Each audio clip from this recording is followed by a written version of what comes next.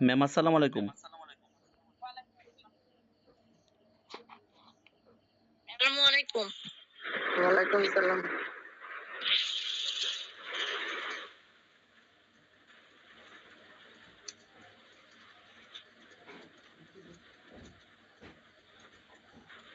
কি ক্লাস নেব আজকে আপনাদের?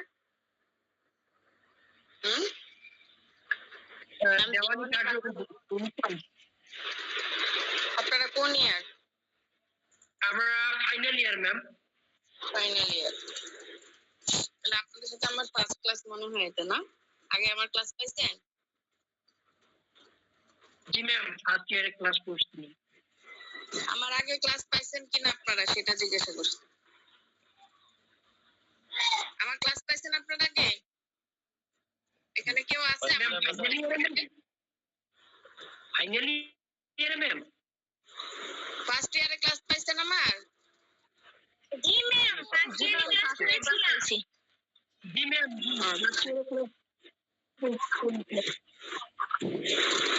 আচ্ছা, যেহেতু আপনারা ফাইনাল ইয়ারে, তার মানে আপনাদের ফার্স্ট ইয়ারে মানে অর্ধেক সাবজেক্ট সম্পর্কে আপনাদের আইডিয়া আছে। আর এই যে সাবজেক্টটা নিয়ে আজকে আলোচনা করব, এই সাবজেক্টটা আপনাদের শুধু পাস করার জন্য না, এই সাবজেক্টটা কিন্তু আপনাদের অ্যাজ এ লয়ার কোর্টে যেমন প্রয়োজন, তেমনি বার কাউন্সিল পরীক্ষার জন্য এটা খুবই ইম্পর্টেন্ট। অর্থাৎ মেইন সাবজেক্ট দেওয়ানি কার্যবিধি মেইন সাবজেক্ট। আর কোর্টে তো অবশ্যই এটা লাগবে। এছাড়াও জমি জমা সংক্রান্ত আমাদের পরিবারে মানে সবারই কোনো না কোনো ভাবে, আমাদের প্রত্যেকটা মানুষেরই কোনো না কোনো ভাবে ছোটখাটো বিষয় থেকে বা বড় বিষয় হোক, আমাদের কিন্তু এই জমি জমা সংক্রান্ত বিষয় নিয়ে ঝামেলা থাকে। তো এই বিষয়গুলো আমরা ঠিকঠাক মতো না জানার কারণে আমাদেরকে অনেক সময় অনেক কিছু আমাদেরকে ঠকে যেতে হয়, বা কোনো লয়ারের কাছে গেলে হয়তো আমরা ওইভাবে সাজেশনটা পাই, কিন্তু দেখা যায় যে আমরা সঠিকভাবে আমরা হয়তো বা আগাইতে পারি না, অনেক দেরি হয়ে যায় যাইতে, সঠিক জায়গায় যাইতে, এরকম অনেক সমস্যাই হয় কিন্তু আমাদের। তো দেওয়ানি কার্যবিধি যে সাবজেক্টটা, এই সাবজেক্টটা যে শুধুমাত্র আপনাদের পরীক্ষা পাশের জন্য কাজে দিবে বিষয়টা তা না। অ্যাজ এ লয়ার এটা আপনার খুব দরকারি। এছাড়া বার কাউন্সিলে তো আপনাকে এটা ছাড়া আপনি তো পাস করতেই পারবেন না। এবং আপনার দৈনন্দিন লাইফে অর্থাৎ আপনার পারিবারিক সমস্যার সমাধান ছাড়াও আপনার পারিবারিক সমস্যার পাশাপাশি আপনি যে এলাকায় থাকেন সেই এলাকায়ও আপনি কিন্তু এই সাবজেক্টের মাধ্যমে আপনি কিন্তু আপনার সমস্যাগুলো, আশেপাশে পারিপার্শ্বিক যে প্রবলেমগুলো জমি জমা রিলেটেড, সেগুলোর কিন্তু আপনি সমাধান অনায়াসে দিতে পারেন। তো বুঝতেই পারতেছেন এই সাবজেক্টের গুরুত্ব কতটা আছে। এবং দেওয়ানি কার্যবিধি কিন্তু সব আইনের মধ্যে মূল একটা আইন, ঠিক আছে? এই দেওয়ানি কার্যবিধিটা যদিও এটা প্রসিডিউরাল ল, কিন্তু আমরা যেভাবে দেখি এটা কিন্তু আসলে মূল আইনের মতোই। যাই হোক, আমরা এখন তাহলে এই সাবজেক্টটা নিয়ে আলোচনা করি। এটা হচ্ছে 1908 সালের আইন, যেটাকে ইংলিশে বলা হয় the code of civil procedure 1908। ঠিক আছে?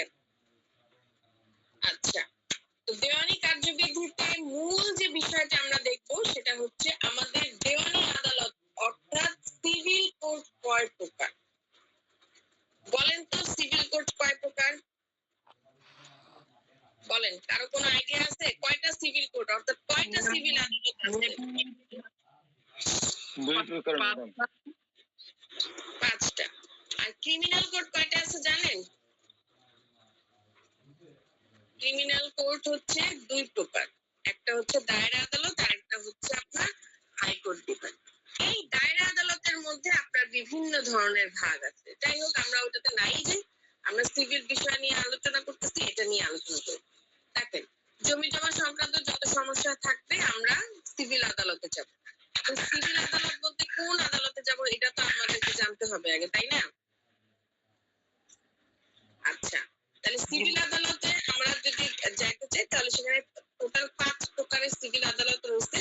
আর এই 5 প্রকারের সিভিল আদালতে আপনি হুট করে যাইতে পারবেন না, ঠিক আছে? আপনার জমি জমার মানে আপনার যে এখতিয়ার, সেই এখতিয়ার অতিক্রম করা, আর্থিক এখতিয়ার এবং আঞ্চলিক এখতিয়ারটা অতিক্রম না করা পর্যন্ত, অর্থাৎ সেইটা যদি অতিক্রম করে ফেলে তাহলে আপনি যাইতে পারবেন না। এখন কথা হচ্ছে যে এই যে সিভিল কোর্টের ভাগটা, এটা কোথায় আছে? দেখেন, সিভিল কোর্টের এই ভাগটা কিন্তু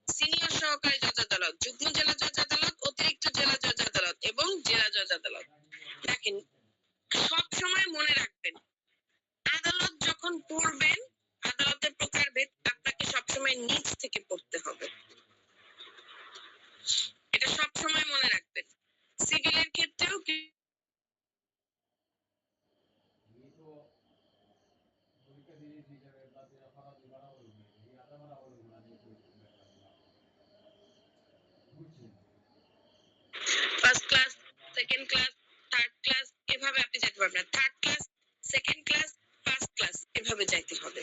ঠিক আছে? ঠিক তেমনি ভাবে আপনি যখন আদালতের প্রকারভেদটা করবেন আপনাকে নিচে থেকে যাইতে হবে। দেখেন সহকারী জজ আদালত। এট ফার্স্ট আপনি মামলাটা করবেন সহকারী জজ আদালত। এখন কথা হচ্ছে সেটা কিভাবে? যদি আপনার জায়গার মূল্য 15 লক্ষ টাকার বেশি না হয়, অর্থাৎ ধরেন আপনার যে জায়গাটা নিয়ে আপনাদের বিরোধ সৃষ্টি হয়েছে সেই জায়গার তো একটা মিনিমাম মূল্য আছে, তাই না? গ্রামের সাইডে কম, শহরের দিকে হলে একটু বেশি, একটা মিনিমাম মূল্য আছে না জায়গার? বলেন। তাহলে ওই জায়গার জি ম্যাম। মূল্যটার উপর ভিত্তি করে আপনাকে আদালত নির্ধারণ করতে হবে। ঠিক আছে? সিভিল মামলা যখন আপনি করবেন তখন সেই ক্ষেত্রে আপনাকে আপনার এলাকার সর্বনিম্ন পর্যায়ের আদালতে মামলাটা দায়ের করতে হবে। এখন সর্বনিম্ন পর্যায়ের আদালতটা আপনি কিভাবে চুজ করবেন? সর্বনিম্ন পর্যায়ের আদালতে আপনাকে চুজ করতে হবে আপনার জায়গার ভ্যালুর উপরে, অর্থাৎ আপনার জায়গার মূল্য কত টাকা এবং আঞ্চলিক এখতিয়ারটা কত সেইটার উপর নির্ধারণ করে আপনাকে আদালত চুজ করতে হবে। এখন আপনার জায়গার মূল্য যদি 5 লাখ টাকা হয় তাহলে সেক্ষেত্রে চোখ বন্ধ করে সহকারী জজ, কারণ সহকারী জজের এখতিয়ার হচ্ছে 15 লক্ষ পর্যন্ত, অর্থাৎ 1 টাকা থেকে 15 লক্ষ টাকা মূল্যের কোন সম্পত্তি হলে সেটা আপনি সহকারী জজ আদালতে দায়ের করবেন। আর 15 লক্ষের উপরে, অর্থাৎ 15 লক্ষ 1 টাকা থেকে নিয়ে শুরু করে 25 লক্ষ পর্যন্ত আপনি যাবেন সিনিয়র সহকারী জজ আদালতে। 25 লক্ষ টাকার উপর থেকে, অর্থাৎ 25 লক্ষর উপর থেকে আনলিমিটেড, ধরেন আপনার জায়গার মূল্য 50 লাখ টাকা বা 1 কোটি টাকা, 5 কোটি টাকা, তখন আপনি কই যাবেন? যুগ্ম জেলা জজ আদালত। বুঝছেন? এই হচ্ছে আপনার আদালত কিভাবে আপনি চুজ করবেন সেটা। আর জেলা জজ আদালত এবং অতিরিক্ত জেলা জজ আদালত এই দুইটা আদালতে আপনি কিন্তু সরাসরি মামলা দায়ের করতে পারবেন না। বুঝছেন? এই দুইটা হচ্ছে আপিল আদালত, এই দুটো আদালতে আপনি সরাসরি মামলা দায়ের করতে পারবেন না। আচ্ছা যাই হোক, আমরা একটু প্রথম থেকে দেখি। দেখেন দেওয়ানি আদালত, সিভিল কোর্ট কাকে বলে? যখন কোন দেওয়ানি অধিকার লঙ্ঘিত হয় তখন ভুক্তভোগীর দেওয়ানি মোকদ্দমা দায়ের করার অধিকার সৃষ্টি, অর্থাৎ এমন পরিস্থিতিতে সংশ্লিষ্ট ব্যক্তি দেওয়ানি আদালতে দেওয়ানি প্রকৃতির মামলা দায়ের করবে। যে আদালতে দেওয়ানি প্রকৃতির মোকদ্দমা দায়ের করা হয় তাকেই দেওয়ানি আদালত বলা হয়। সাধারণত স্থাবর বা অস্থাবর সম্পত্তির সত্ত্ব, অস্থাবর না স্থাবর সম্পত্তি, স্থাবর সম্পত্তির স্বত্বাধিকার, পদ পদবি, তারপরে হচ্ছে আপনার পারিবারিক যে মামলা, এগুলাই হচ্ছে আপনার দেওয়ানি প্রকৃতির মামলা। দেওয়ানি প্রকৃতির মামলাটা কি সেটা আপনারা বুঝেন? আচ্ছা যৌতুকের মামলা কিসের মামলা বলেন তো? এটা কি সিভিল মামলা না ক্রিমিনাল মামলা? ম্যাম ওটা দণ্ডবিধিতে পড়ে না। সিভিল মামলা। যৌতুকের মামলা কেমনে সিভিল মামলা হয়? ক্রিমিনাল মামলা ম্যাডাম। ওটা ক্রিমিনাল মামলা। যৌতুকের মামলা ক্রিমিনাল মামলা, কিন্তু যদি দেনমোহরের মামলা হয় এটা সিভিল মামলা হবে। সিভিল মামলা। ডিভোর্স হইলে সিভিল মামলা। তারপরে হচ্ছে আপনার কাস্টডির মামলা, সিভিল মামলা। সোজা কথা, যখন গায়ে হাত উঠতেছে, ঠিক আছে, মারামারি, দাঙ্গা, রাহাজানি, এই ধরনের চিন্তায় টাকা নিয়ে গুরুতর আঘাত করতেছে, তখন সেটা হয়ে যাচ্ছে আমাদের ক্রিমিনাল মামলা। যতক্ষণ পর্যন্ত গায়ে হাত না পড়তেছে ততক্ষণ পর্যন্ত সেটা সিভিল মামলায় থাকতেছে, অর্থাৎ ক্রিমিনাল মামলা হচ্ছে। বুঝতে পারছেন? এখানে অবশ্য বেশি কিছু প্রকারভেদ আছে, যেমন চুরিটা, রাহাজানি, এগুলো আলাদা। এছাড়া ধরেন ট্রেডমার্কের কিছু মামলা থাকে, কপিরাইটের মামলা থাকে, চুক্তি সংক্রান্ত কিছু মামলা থাকে, সিভিল কন্ট্রাক্ট যেটাকে বলা হয়। ধরেন আপনি আমি দুজনে মিলে বিজনেস করবেন, তো বিজনেসের জন্য আমরা চুক্তি করছি, হ্যাঁ, চুক্তিবদ্ধ। আচ্ছা এই চুক্তির মধ্যে থেকে আপনারা একটা জিনিস ক্লিয়ার হতে পারবেন, চুক্তি সংক্রান্ত সবকিছু হচ্ছে সিভিল মামলা। বিবাহটা একটা চুক্তি না? বলেন, বিবাহটা একটা চুক্তি না? বৈধ চুক্তি না? স্বামী স্ত্রীর মধ্যে, এই জন্য এটা হচ্ছে সিভিল মামলা। বুঝতে পারছেন? এই হচ্ছে ব্যাপার। তারপর আপনার মনে করেন যে ট্রেড লাইসেন্স নিয়ে যদি কোনো সমস্যা হয়ে থাকে, কখনো চেকের মামলা যদি হয়ে থাকে কখনো, তাহলে এইগুলো হচ্ছে আপনার সিভিল মামলা।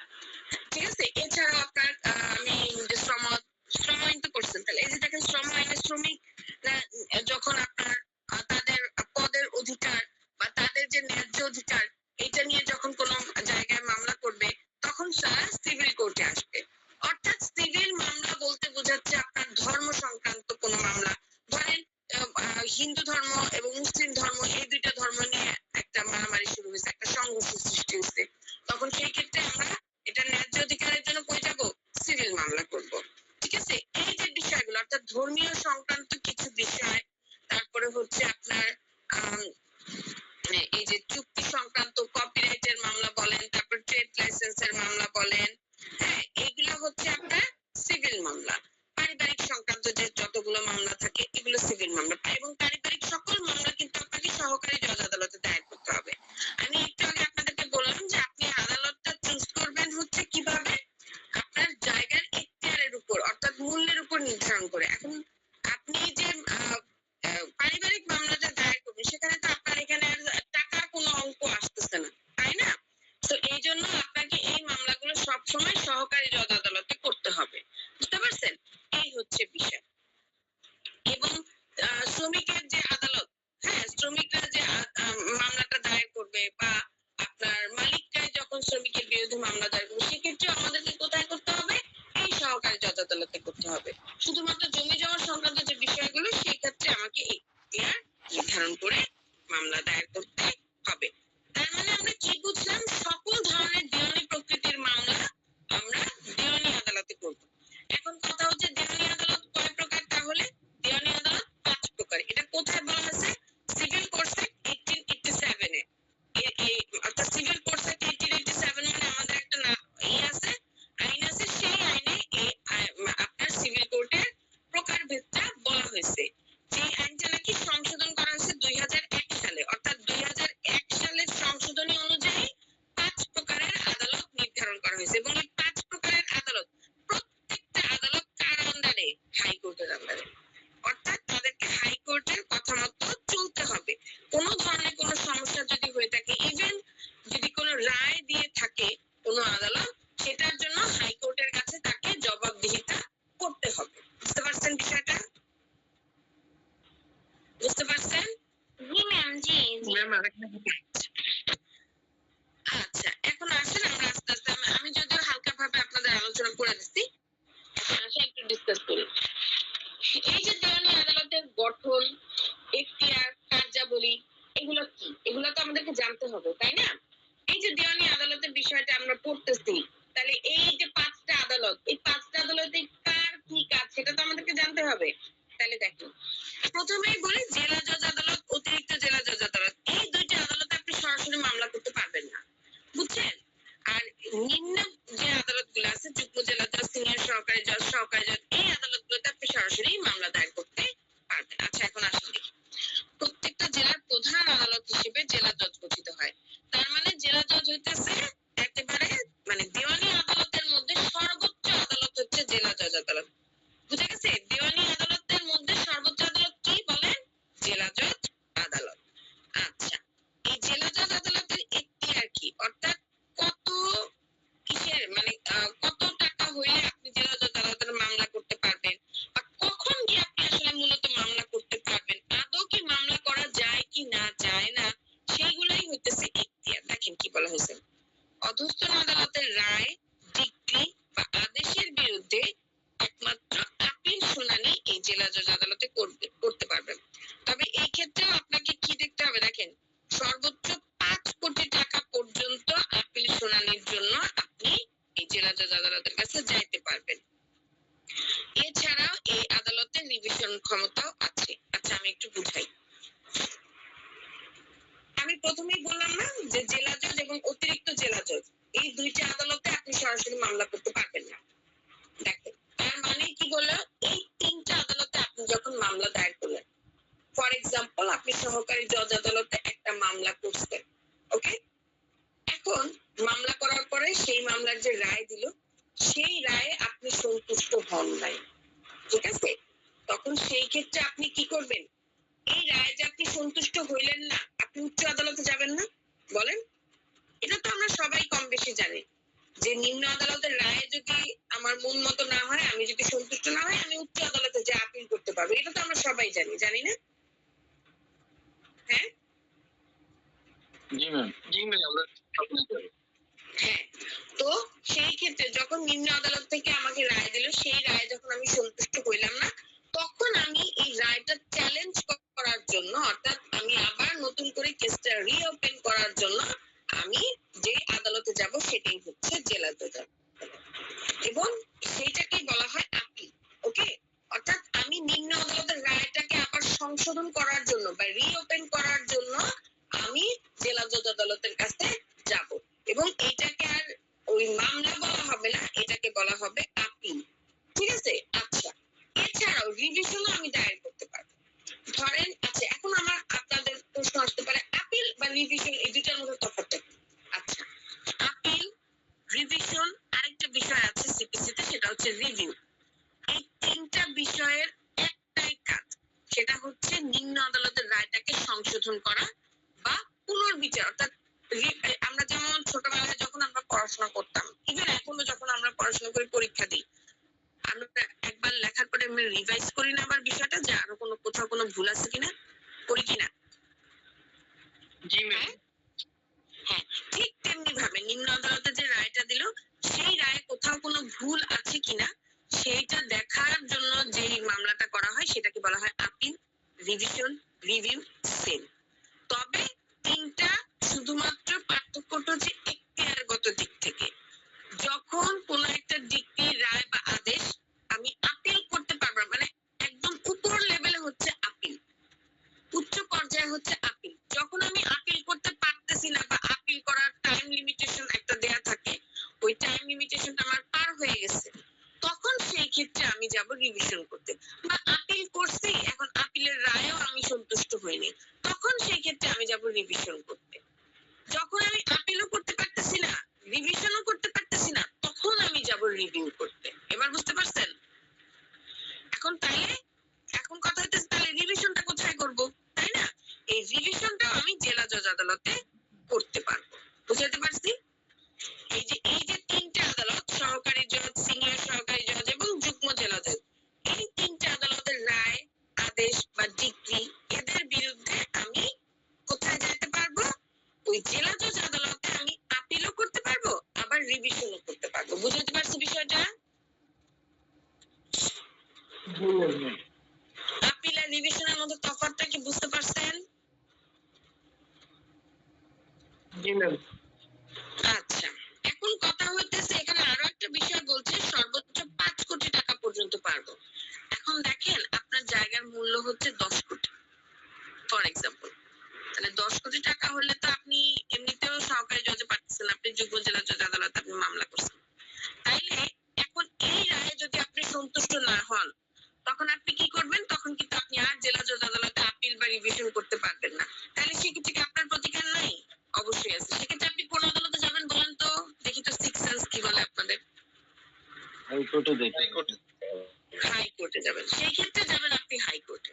তার মানে জেলা জজ আদালতের এখতিয়ার শুধুমাত্র 5 কোটি পর্যন্ত, অর্থাৎ আপনার জায়গার মূল্য 5 কোটি টাকা পর্যন্ত হইলে আপনি ওই রায়, অর্থাৎ নিম্ন আদালত থেকে যে রায় বা ডিক্রি বা আদেশ যেটাই দিল, সেটার বিরুদ্ধে আপনি আপিল বা রিভিশন করতে পারবেন জেলা জজ আদালতে। 5 কোটির উপরে যখন হয়ে যাবে, অর্থাৎ 5 কোটি 1 টাকা থেকে নিয়ে শুরু করে আনলিমিটেড যখন হয়ে যাবে, তখন সেক্ষেত্রে আপনাকে যেতে হবে হাইকোর্ট বিভাগে। ক্লিয়ার? এবং হাইকোর্টে শুধুমাত্র আপিল বা রিভিশন করতে যেতে পারবেন, আপনি কিন্তু মামলা করতে পারবেন না সরাসরি। বুঝতে পারছি? হ্যাঁ, জি ম্যাম। আচ্ছা, এখন আসেন কাজ কি। দেখেন, কোন জেলার অধস্তন সকল আদালতের তত্ত্বাবধান করা। তার মানে এই যে জেলা জজ আদালতটা, এই জেলা জজ আদালত, তার আন্ডারে যতগুলো আদালত আছে, এই যে সহকারী জজ, সিনিয়র সহকারী জজ, যুগ্ম জেলা জজ, অতিরিক্ত জেলা জজ, সবগুলো আদালতের তদারকি করে, তত্ত্বাবধান করে। মানে এই যে 4টা আদালত, এই 4টা আদালত তার কাছে কি বলবো, কৈফিয়ত দিতে বাধ্য। ঠিক আছে? যে কেন আমি রায়টা দিলাম, কেন আমি আদেশটা দিলাম, কি হয়েছে না হয়েছে, সবকিছু বলতে সে বাধ্য। এবং তার নিয়ন্ত্রণে, অর্থাৎ জেলা জজ আদালতের নিয়ন্ত্রণে এই আদালতগুলো থাকবে। আচ্ছা, এরপর কি, এক জেলার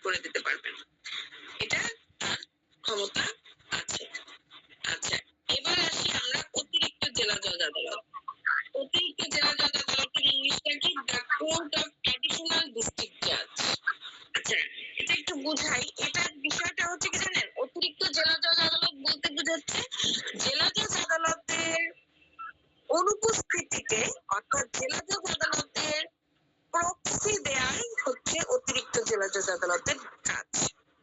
ঠিক আছে, অর্থাৎ যে কাজগুলো জেলা জজ আদালতে হচ্ছে না বা জেলা জজ আদালত সময় পাচ্ছে না বা তার এখতিয়ার আছে, এখতিয়ার তো অবশ্যই আছে, মানে সময় পাচ্ছে না বা সেখানে হয়তো বা বিচারকের অভাব হয়েছে, তখন সেই ক্ষেত্রে অতিরিক্ত জেলা জজ আদালত তার মামলাগুলো দেখবে।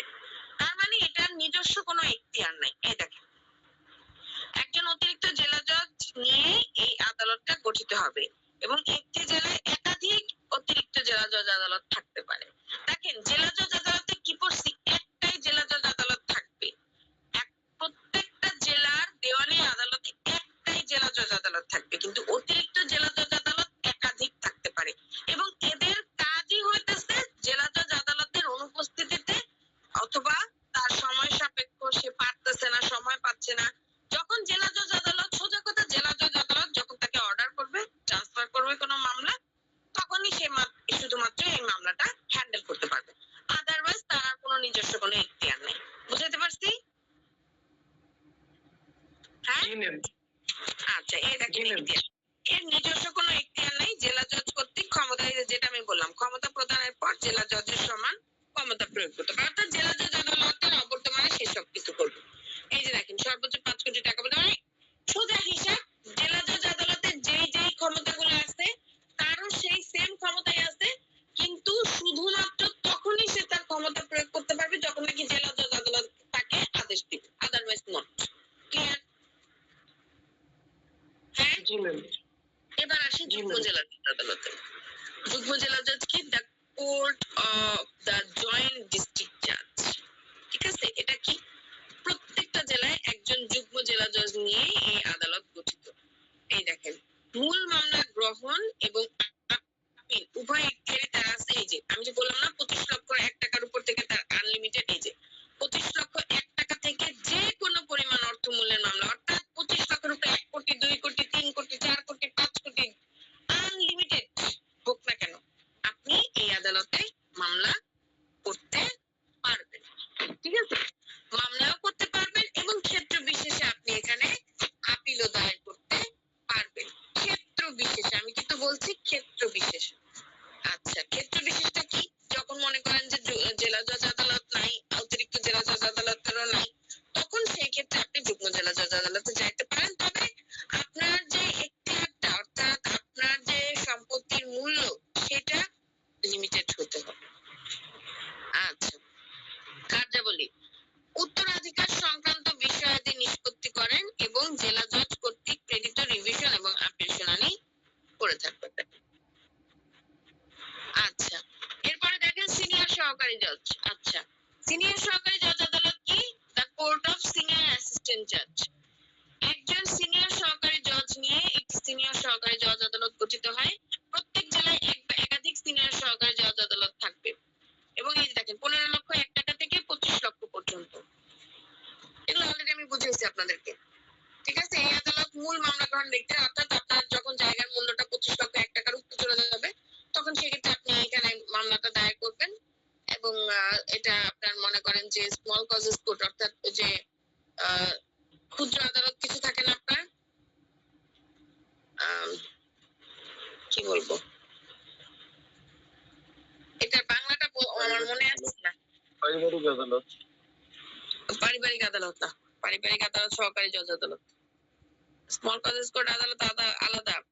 টর্ট আইন পড়ছেন না? টর্ট আইন, হ্যাঁ, টর্ট আইন তো পড়ছেন। টর্ট ইকুইটি ট্রাস্ট না, এই যে এইখানকার যে মামলাগুলো, এইখানকার যে মামলাগুলো, এই মামলাগুলো স্মল কজেস কোর্ট হ্যান্ডেল করে থাকে। আমার এখন করে মানে বাংলাটা আসতেছে না, আমি এই জন্য বুঝাইতে পারতেছি না। সোজা কথা ছোটখাটো যেগুলো মনে করেন যে 100 টাকা 200 টাকা এই ধরনের 1 মাসের জেল, 1 মাসের জেল, 2 মাসের জেল, সর্বোচ্চ 3 মাসের জেল, এর উপরে কোনো জেল নাই, বা ধরেন 100 টাকা 200 টাকা এই ধরনের কোনো জরিমানা করছে, এই ধরনের শাস্তি দিছে ছোটখাটো। ঠিক আছে, এই দুইটা সোজা হিসাব মীমাংসাযোগ্য যেগুলা সম্ভব এইগুলা হইতেছে স্মল কজেস কোর্টের। স্মল কজেস কোর্টের আন্ডারে যখন কোনো মামলা করে সেই মামলাও কিন্তু এই সিনিয়র সহকারী জজ আদালত ডিল করে, কারণ স্মল কজেস কোর্ট বলতে আলাদা কোনো কোর্ট কিন্তু নাই। কোর্ট কিন্তু এই পাঁচটাই, ঠিক আছে? কোর্ট কিন্তু এই পাঁচটাই, এই সহকারী জজ, সিনিয়র সহকারী জজ, যুগ্ম জেলা জজ, জেলা জজ, অতিরিক্ত জেলা জজ, এইগুলারই বিভিন্ন ধরনের নাম। যেমন এই যে দেখেন, আমরা যখন এডিআর করি, মীমাংসা করতে চাই, তখন কি আমরা সেক্ষেত্রে আলাদা কোনো আদালতে যাই? বিকল্প বিরোধ নিষ্পত্তির জন্য এডিআর করছি না আমরা, বিকল্প বিরোধ নিষ্পত্তি, আমরা কি আলাদা কোনো আদালতে যাই? বলেন তো, আলাদা কোনো আদালতে তো যাই না আমরা। ও এগুলাই হইতেছে আপনার মূল কথা, সেম আদালত। আচ্ছা গেল। এরপর হচ্ছে সহকারী জজ আদালত। ওই একই ভাবে সহকারী জজ আদালত, এই যে দেখেন 15 লক্ষ পর্যন্ত। হ্যাঁ বলেন, কেউ কিছু বলতে চাচ্ছেন? আমার একটা ছোট প্রশ্ন ছিল, চেম্বার জজ আদালতটা কি? চেম্বার জজ আদালত কি স্যার? বুঝলাম না কি জজ আদালত আপনার কথা বুঝি না কি? চেম্বার জজ আদালত ম্যাডাম একটা বিষয় আছে, চেম্বার জজ আদালত। চেম্বার জজ আদালত মানে? জি জি জি, ওই একটা ঢাকায় হয়েছিল না হাইকোর্টে, ওটার কার্যকারিতা। চেম্বার জজ আদালত মানে কি? এটা কি ধরনের আদালতের নাম বলেন? আমি তো আজকে আপনার কাছে ফার্স্ট টাইম শুনতেছি। এটা হচ্ছে ম্যাডাম ঢাকায়, আদালত এটা ঢাকায় একটা স্পেশাল আদালত না, ছিল। স্পেশাল কোনো নাম না, এটা আপনি ভুল তথ্য পাচ্ছেন। চেম্বার জজ আদালত বলতে কোনো ধরনের আদালত নেই। কি বলেন আপনি? ওই যে তিনি একটু তুলবার হয়েছিল যে ভুল তথ্য পাইছেন, অথবা আপনি আমাকে বুঝায় বলতে পারতেছেন না, এটাই হচ্ছে মূল কথা। আমি বলছি ম্যাডাম, এটা নিয়ে একটা তুলবার হয়েছিল যে আমার এই ধরনের কোনো আদালত নাই। আচ্ছা যাই হোক, সহকারী জজ আদালতের তাহলে কি হলো, একজন সহকারী জজ আদালত, সহকারী জজ নিয়ে সহকারী জজ আদালতটা গঠিত হবে এবং এটা কি 15 লক্ষ টাকা পর্যন্ত, অর্থাৎ 1 টাকা থেকে 15 লক্ষ পর্যন্ত। ওকে, এই যে দেখেন পারিবারিক মামলাগুলো, বাড়ি ভাড়া নিয়ন্ত্রণ সংক্রান্ত মামলাগুলো, এই ধরনের মামলাগুলো এই সহকারী জজ। আমি প্রথমে আপনাদেরকে বলছি যে পারিবারিক যত মামলা থাকবে সব মামলা আপনাকে সহকারী জজ আদালতে করতে হবে। এই যে এছাড়া বাড়ি ভাড়া নিয়ন্ত্রণ আদালত আছে না, এই যে বাড়িওয়ালা আর ভাড়াটিয়ার মধ্যে বর্তমানে ইদানিং খুব বেশি এই সমস্যাটা দেখা যায়। বাড়িওয়ালা ভাড়াটিয়াদের মধ্যে যখন ঝামেলা হয় তখন তারা মামলা করে কোথায়? এই যে সহকারী জজ আদালত। বুঝতে পারছেন? এই হচ্ছে বিষয়। আজকে এই প্রশ্নটা কারো কোনো প্রবলেম আছে নাকি বলেন? নেক্সট কোশ্চেনে যাব নাকি এটাই থাকবে? রায়হান ভাই? ম্যাম এতটুকু থাকুক আমি মনে করি, বাকিরা আচ্ছা, সবাই কি কারো বলেন? কোনো সমস্যা আছে কিনা সেটা সময় যেহেতু আছে, কারো কোনো সমস্যা থাকলে বলেন। কোশ্চেন করি মানে কোশ্চেন করবেন বুঝি না কি? ম্যাম এই কোশ্চেনটার উপরে আমি একটু জানতে চাচ্ছিলাম। কি জানতে চাচ্ছেন বলেন? ম্যাম ধরেন হচ্ছে জমি জায়গা কিংবা প্রপার্টি সম্পর্কে যেগুলো হচ্ছে তো এটার উপরে আমি যদি মামলা করতে যাই সেক্ষেত্রে কি সহকারী জজ আদালতে মামলা করব? নির্ভর করবে আপনার জায়গার মূল্যের উপরে, ঠিক আছে? আচ্ছা আমি তো বলি 1 টাকা থেকে 15 লক্ষ টাকা হলে সহকারী আদালতে সহকারী জজে যাবেন। হ্যাঁ, 15 লক্ষের উপরে গেলে উপর থেকে 25 লাখ পর্যন্ত যাবেন সিনিয়রে, 25 লাখের উপরে থেকে আনলিমিটেড যাবেন যুগ্ম জেলা জজে। এই বলেন। ম্যাম আর একটু এটা হচ্ছে যে হচ্ছে এটা সমাজের মধ্যে চেকের মামলা, যে ম্যাম চেকের মামলাগুলো, সেক্ষেত্রে ম্যাম কি করতে হবে? ধরেন ব্ল্যাঙ্ক চেক, মানে চেক দিয়ে রাখে বিনিময়ে টাকা কিংবা অন্য কিছু লেনদেন করে, সেক্ষেত্রে ম্যাম চেকের মামলা করতে হয় এনআই অ্যাক্টের আন্ডারে। এনআই অ্যাক্ট নামে আমাদের একটা আইন আছে, এই আইনের আন্ডারে সাধারণত চেকের মামলা করতে হয়। এনআই অ্যাক্টের 138 ধারার আন্ডারে মামলাটা করতে হয়। এখন কথা হচ্ছে কোন আদালতে করবেন, এটাই তো। এইটা জি জি ওই যে টাকার যে মূল্যটা, এখন ব্ল্যাঙ্ক চেকে যে টাকার মূল্যটা, আপনি তো ব্ল্যাঙ্ক চেকের মামলা এমনি এমনি করবেন না। যখন শুধুমাত্র আপনি এই ধরনের মামলা করবেন যে এরকম এরকম একটা ব্ল্যাঙ্ক চেক হারাইছে বা ব্ল্যাঙ্ক চেক কি করছে, তখন সেই ক্ষেত্রে আপনি সরাসরি সহকারী জজ আদালতে মামলা করবেন, দ্যাটস ইট। আর যদি মনে করেন যে টাকার অ্যামাউন্টটা থাকে, ধরেন 50 লাখ টাকা বা ধরেন 20 লাখ টাকা এই ধরনের থাকে, তখন তো সেক্ষেত্রে আপনি ওই এখতিয়ার যেভাবে বলা আছে 15 লাখ পর্যন্ত হইলে সহকারী জজে যাবেন, 15 লাখের উপরে গেলে আপনি সিনিয়র সহকারী জজে যাবেন, এরকম আর কি। বুঝছেন? জি জি ম্যাম। সরি দুঃখিত, আমি একটা কথা বলি। বলেন। সাধারণত মামলাগুলো সরকারি আদালতে হয়। না, এনআইটের মামলা ফৌজদারি না, না, আপনি, আমি বলি বিষয়টা। এনআইটের মামলা ফৌজদারি আদালতে হয় না। এনআইটের মামলা সাধারণত সিভিল আদালতে হয়। ফৌজদারি আদালতে কখন হয় জানেন? ফৌজদারি আদালতে বিষয়টা হতেছে আপনার, যখন নাকি এনআইটের পাশাপাশি আমরা সাধারণত লয়ার হিসেবে ফ্রডের মামলাও দিয়ে দিই। তা ফ্রডের মামলা তো আপনার ফ্রড চেক, ঠিক আছে? তো ফ্রডের মামলাটা তো স্বাভাবিক, এটা ক্রিমিনাল মামলাই হবে। তো একই সাথে মামলাটা ক্রিমিনাল এবং সিভিলেও চলে, ঠিক আছে? এই হচ্ছে ব্যাপারটা। কিন্তু কেউ যদি শুধুমাত্র চেকের মামলা করতে চায় এনআইটের, তাহলে সেক্ষেত্রে তাকে অবশ্যই সিভিল কোর্টে এসে মামলাটা দায়ের করতে হবে। বুঝতে পারছেন? কিন্তু ম্যাক্সিমাম টাইমে যেটা করা হয়, এই চেকের মামলাগুলোর সাথে সাথে আমরা ক্রিমিনাল মামলা দিয়ে দিই, বিশেষ করে ফ্রড এবং জালিয়াতির যে বিষয়টা, এই জালিয়াতির মামলাটা দিয়ে দিই। তো জালিয়াতি এবং ফ্রডের যে বিষয়টা, এটা তো হইতেছে আপনার ফৌজদারি মামলা। তো এই কারণে আপনাদের কাছে মনে হয় যেটা হয়তো বা ক্রিমিনাল কোর্টে, কিন্তু বিষয়টা তা না।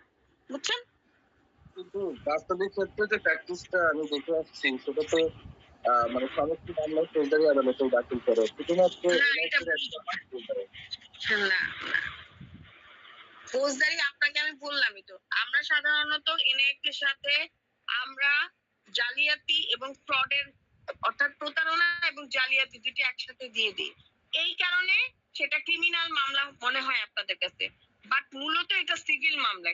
যদি আপনি শুধুমাত্র এনআইটির মামলা করেন, সেখানে যদি আপনি কোনো ধরনের জালিয়াতি বা ফ্রড চেক এই ধরনের কোনো কিছু দিতে না চান, তাহলে সেক্ষেত্রে আপনি শুধুমাত্র সিভিল কোর্টে যাবেন, সেক্ষেত্রে তো আপনার ক্রিমিনাল কোর্টে দ্বারস্থ হওয়ার দরকার নাই। কিন্তু যখনই আপনি জালিয়াতি এবং ফ্রডের বিষয়টা দিতেছেন, তখন সেক্ষেত্রে আপনাকে ক্রিমিনাল কোর্টে মামলা করতে হচ্ছে। এবং ক্রিমিনাল কোর্টে যখন মামলা করবেন, তখন স্বাভাবিক, আমি চেকের মামলাটা করছি এরকম একটা থাকে, তখন ক্রিমিনাল মামলা, অর্থাৎ ক্রিমিনাল কোর্টে মামলাটা চলে এবং ক্রিমিনাল কোর্ট থেকে ট্রান্সফার করে দেওয়া হয় সিভিল কোর্টে। বুঝতে পারছেন বিষয়টা? এখানে দায়েরের পরে পরে রেডি হলে চলে যায় জেলা আদালত। হ্যাঁ, হ্যাঁ, হ্যাঁ, জেলা জজে কেন যাবে? জেলা জজে কেন যাবে? দায়রা না, জজ আদালত। দায়রা আদালত, দায়রা আদালত আলাদা, জেলা জজ আদালত আলাদা, দুটো একসাথে পাচান কেন? দায়রা আদালতে করতে হয়। দায়রা আদালত হচ্ছে ক্রিমিনাল কোর্ট, ঠিক আছে? দায়রা আদালত হচ্ছে ক্রিমিনাল কোর্ট, আর জেলা জজ আদালত হচ্ছে সিভিল কোর্ট। বুঝতে পারছেন? এবং সাধারণত এই মামলাগুলো যে দায়রা ও জেলা জজ আদালত, দেখেন তো, এই জন্য ভাবেন কি তাহলে মনে হয় এটা ক্রিমিনাল কোর্ট, বিষয়টা তা না। দুইটা একসাথে চলতে থাকে, এই কারণে মনে হয় যে এটা হয়তো বা ক্রিমিনাল কোর্ট, বিষয়টা তা না। বুঝছেন? আপনি ক্রিমিনাল কোর্টে মামলা করবেন, দায়রা আদালতে মামলাটা দায়ের করলেন, দায়রা আদালত থেকে ট্রান্সফার করে আপনাকে, অর্থাৎ ওই যে জালিয়াতি, চেক জালিয়াতি এবং ফ্রডের যে মামলাটা, সেটা তো চলবেই, সেটা তারাই দেখবে। কিন্তু এনআইটের এই জিনিসটা তারা ট্রান্সফার করে দেবে সিভিলে। বুঝতে পারছেন? তখন সেটার নাম হয়ে যায় দায়রা ও জেলা জজ আদালত। এবার বুঝছেন?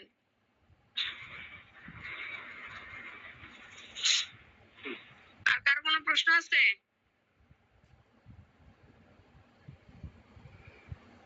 হ্যাঁ, ম্যাম, এই যে হচ্ছে আপনার এই দেওয়ানি যে মামলাটা করবো ম্যাম, সেটা করার প্রসেসটা কি, যদি একটু সংক্ষেপে বলতেন। এটা কালকে পড়াবো আমি আপনাদের, জি ঠিক ম্যাম। আছে? এটা কালকে পড়াবো। তারপরে হালকা ভাবে একটু বলে দিই প্রসিডিউর। সর্বপ্রথম আপনাকে আরজি দাখিল করতে হবে, অর্থাৎ আপনি যে মামলাটা করতেছেন কেন করবেন। ফর এক্সাম্পল, আপনি আমার বিরুদ্ধে একটা অভিযোগ করবেন, আমার বিরুদ্ধে আপনার অভিযোগ আছে। এখন এই অভিযোগটা যে আপনি করবেন, কিভাবে করবেন? মৌখিকভাবে নিশ্চয়ই না, লিখিতভাবে। সো আরজি উপস্থাপনের মাধ্যমে, আরজিটা মানেই হইতেছে একটা অভিযোগ দায়ের করা, মানে ক্রিমিনালে এটাকে বলা হয় অভিযোগ, আর সিভিলে এটাকে বলা হয় আরজি। একটা আরজি উপস্থাপনের মাধ্যমে আপনি মামলাটা দায়ের করবেন। এরপরে ধাপে ধাপে ধাপে ধাপে আপনার অনেকগুলো স্টেপ এখানে আছে। এগুলা কালকে সুন্দর করে ক্লাসের মধ্যে পড়াবো, দেওয়ানি আদালতের পর্যায়টা। বুঝছেন? জি ম্যাম, থ্যাংক ইউ। আচ্ছা, আর কারো কোনো প্রশ্ন না থাকলে আমি ক্লাস থেকে লিভ নিতে চাচ্ছি। প্রশ্ন থাকলে বলেন। ধন্যবাদ ম্যাম, আমাদেরকে অনেক সুন্দর একটা ক্লাস উপহার দেওয়ার জন্য।